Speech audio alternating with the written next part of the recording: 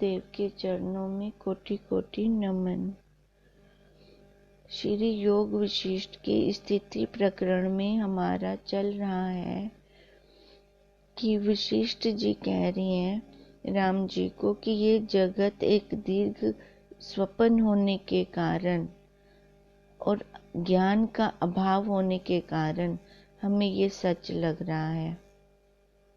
ये बंधन हमारा इसी कारण से हो रहा है कि हम इस स्वप्न को तोड़कर अलग से बाहर नहीं निकल रहे और चित्त सत्ता से जगत सत्य भासता है और जगत सत्ता से ये चित्त हमें सच्चा लग रहा है। एक के नाश होने से दोनों का ही नाश हो जाएगा। जब जगत का ये सत्य भाव नष्ट होगा तो चित्त भी हमारा नहीं रहेगा। जब जगत शांत होता है इस प्रकार एक नाश होने से दोनों का नाश हो जाता है। दोनों का नाश आत्म विचार से होता है। जैसे उज्जवल वस्त्र पर केसर का रंग शीघ्र ही चढ़ जाता है, मलिन वस्त्र पर नहीं चढ़ता, तैसे ही जिसका अंतःकरण शुद्ध है, निर्मल है, उसको ही विचार उपजता है। हृदय तब निर्मल होता है जब शास्त्र के अनुसार क्रिया करता है। अब अंतःकरण कब शुद्ध होता है? जब शास्त्र के अनुसार ये जीव सारा व्यवहार करता है। हे राम जी, एक एक जीव के हृदय में अपनी अपनी सृष्टि है, पर मलिन चित्त से एक को दूसरा नहीं जानता। जब चित्त शुद्ध होता है तब और की सृष्टि को भी जान लेता है। साफ अंतःकरण में साफ जल में प्रतिबिंब पूरा पड़ता है, मैले अंतःकरण में प्रतिबिंब नहीं पड़ता। अब यही वशिष्ठ जी राम जी को कह रही हैं कि जब जीव के हृदय की अपनी चित्त स्फुरना शांत होगी, देखो फुरनाओं के कारण ही तो ये एक की दूसरे अंतःकरण की बात नहीं जान सकता, क्योंकि खुद ही उसके अंदर इतनी लहरें उठ रही हैं, वो दूसरे की मन की बात कैसे जानेगा। जब कोई फुरना नहीं उठता, मन एकदम शांत होता है, तब वो जान पाता है दूसरे की मन की बात। जैसे शुद्ध धातु परस्पर मिल जाती है। जब दृढ़ अभ्यास होता है तब चिर पर्यंत सब कुछ भासने लगता है, क्योंकि सब का अधिष्ठाता एक आत्मा है। हम ऐसे नहीं कह सकते कि अज्ञानी के अंदर कम है या छोटी है और ज्ञानी के अंदर पूरी है, भी उसने हमारे साथ भेदभाव किया है। हम ऐसे नहीं कह सकते। वो आत्मा सबके अंदर पूर्ण है। अब जो पुरुषार्थ करेगा अपना, वही उसको बाहर निकाल पाएगा। अब जो पुरुषार्थ ही नहीं करता, परमार्थ में है, तो वो उसको कैसे उसका अंतःकरण शुद्ध होगा। और अंतःकरण शुद्ध नहीं होता तो उसको वो खुद भी वो वस्तु लेने का अधिकारी नहीं है। फिर जब दृढ़ अभ्यास होता है तब चिर पर्यंत सब कुछ भासने लगता है, क्योंकि सब का अधिष्ठाता एक आत्मा है। उसमें स्थित होने से सबका ज्ञान होता है, क्योंकि वो प्योर है।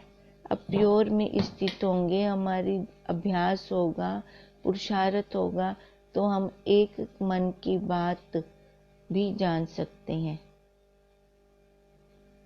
सामने से कोई भी जाता है, जैसे अब हमारे गुरुदेव, उनके सामने कोई भी आ जाए, वो उसकी सारी आगे की पीछे की अब की सारी उनको पता चल जाती है हमारे गुरुदेव को।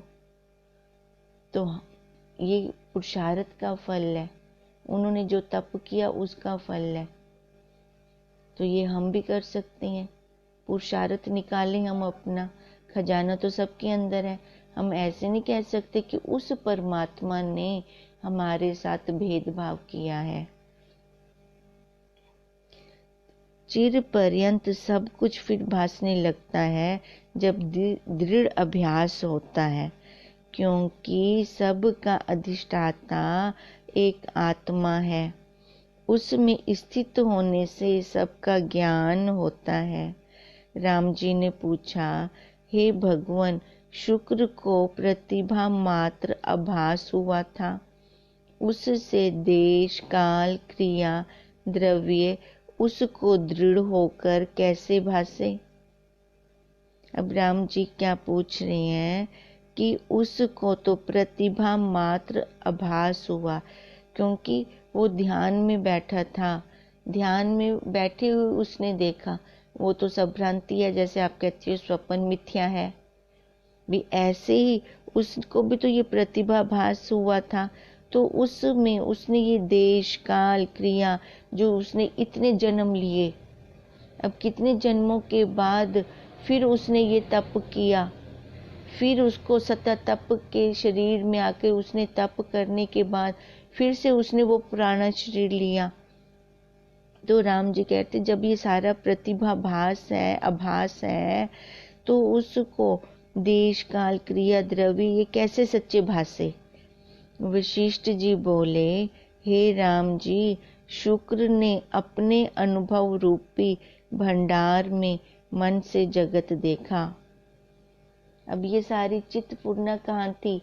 उसके अपने मन में थी, अपने मन के अंदर उसके ये संस्कार थे सारे। अब भंडार बोला ना, अब भंडार क्या है? वो हमारा कारण शरीर हमारा गोदाम है। उसके अंदर हम देखो, बाहर जितनी भी क्रिया देख रहे हैं इन आंखों से, जाने अनजाने उनके संस्कार हम कारण शरीर में डालते जा रहे हैं, अपने गोदाम में डालते जा रहे हैं। अब ऐसे ही शुक्र ने भी ये सारा क्या देखा? अपना अनुभव रूपी भंडार, ये सारे उसके कारण शरीर में पड़े हुए थे ये संस्कार। वहां से उसने मन की सहायता से ये जगत देखा। जैसे मोर के अंडे से अनेक रंग निकलते हैं, तैसे ही उसको अपने हृदय में भरम भासित हुआ।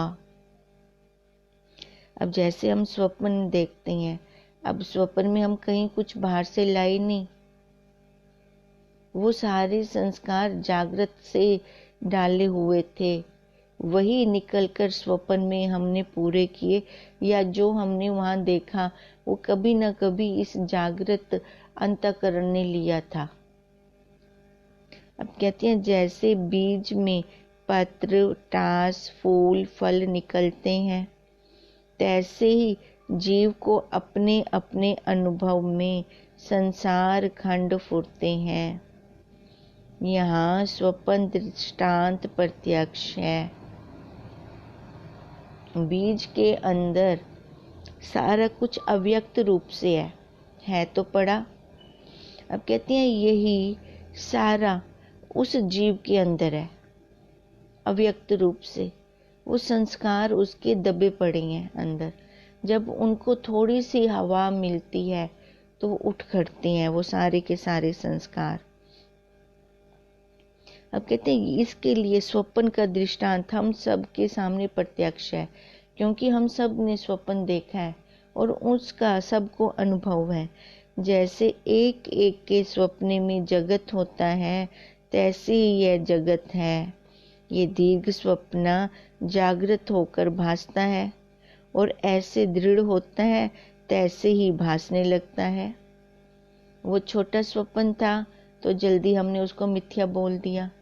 अब ये बड़ा स्वप्न है तो इसको बोलने में टाइम लगता है, इतनी दृढ़ता हो जाती है कि इसको हम सच्चा ही मानने लग जाते हैं।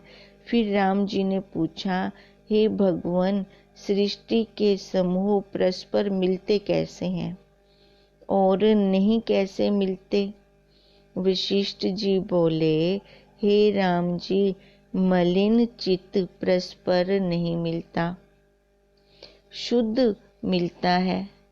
जैसे शुद्ध धातु मिल जाती है सुषुप्ति रूप आत्मा से सब फुरते हैं, सो तन्मय रूप है।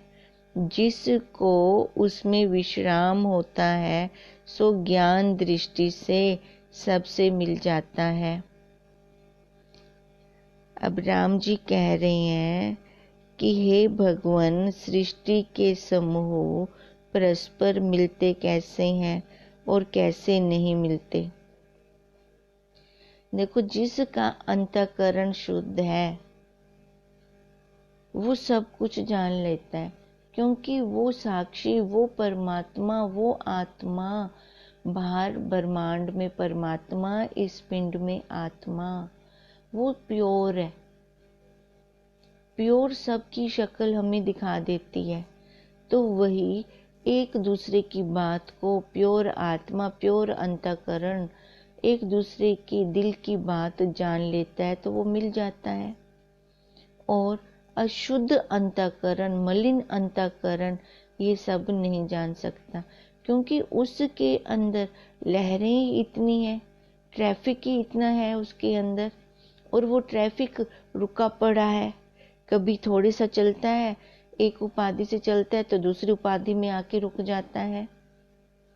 और शुद्ध अंतःकरण में सड़क एकदम खाली पड़ी है, तो उस खाली सड़क वाला जल्दी अनुभव कर लेता है, जल्दी वो पा जाता है। और जहाँ पर जाम लगे होते हैं उसको अपनी मंजिल पर पहुंचने में बहुत टाइम लग जाता है, क्योंकि एक फुरने के बाद दूसरा फुरना, दूसरे फुरने के बाद तीसरा फुरना, ऐसे फुरने ही फुरने उसके अंदर चल रहे हैं। तो वो मलिन अंतःकरण है, क्योंकि उसने अपना परमाद किया हुआ है, पुरुषार्थ और अभ्यास उसने किया ही नहीं। अब जिससे उसको विश्राम नहीं होता, मलिन अंतःकरण वाले को, और ज्ञान दृष्टि से वो विश्राम में है, वो सबके अंतःकरणों की बात को जान जाता है। जैसे जल से जल मिल जाता है, तैसे ही वह सबसे मिलकर सबको जानता है, अन्य नहीं जान सकता। इति श्री योग विशिष्ट स्थिति प्रकरणे मनोराज सम्मिलन वर्णन नाम 17 सर्गा समाप्त। वशिष्ठ जी बोले, हे राम जी, जो कुछ संसार खंड है उन सब का बीज रूप आत्मा है, और सब आत्मा का आभास है। आभास के उदय अस्त होने में आत्म सत्ता ज्यों की त्यों है। ये सारा कुछ हम किसकी सहायता से देख रहे हैं? वो साक्षी है, वो कील है तो पंखा लगा हुआ है। अगर वो कील ही ना हो तो पंखा कैसे चलेगा? वो साक्षी है तो ये प्राणों का पंखा चल रहा है। तो उसकी सहायता से हम सारा देखते हैं। जैसे हम कहते हैं सूरज की किरण भी सूर्य रूप है, क्योंकि सूरज है तो किरण है। तो अब ऐसे वो साक्षी है, वो आत्मा है, तो ये जीव है, चारों खानियां हैं। अगर वो साक्षी, वो सत्ता ही ना हो तो फिर ये भी ना हो। इसलिए कहते हैं आभास के उदय अस्त होने में आत्म सत्ता ज्यों की त्यों है, बिंब वैसे का वैसे खड़ा हुआ है, अपने स्वभाव के त्याग से रहित है। सर्व जीवों का अपना आप वास्तव रूप है। देखो, वो बिंब तो वैसे का वैसे ही है, और उसका तो कोई स्वभाव ही नहीं है, वो तो गुणातीत है, गुण रहे हैं।